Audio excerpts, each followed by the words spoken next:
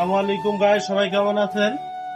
TPS metro plus bike, এই বাইকটার অনেক কিছু প্রবলেম, এই জন্য এই বাইকটা বাসায় সার্ভিস চলতেছে। তো এই বাইকটার সেন্সেট নষ্ট হয়ে যায়, সেন্সেট একবারে বাদ, তাতে স্পকেটে একটা বিয়ারিং একবারে ড্যামেজ হয়ে গেছে এবং এয়ার ফিল্টারটা আমরা কাজ করে ক্লিয়ার করে দিচ্ছি।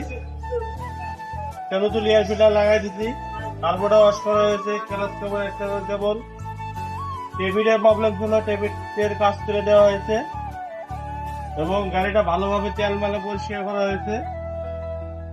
তো যারা মাস্টার সার্ভিস করবেন আসলে ভালো দক্ষ মিস্ত্রি দিয়ে সার্ভিসিং করাবেন, কেননা কোনো দ্বারা যেন খুদ না থাকে সেভাবে সার্ভিস করতে হবে।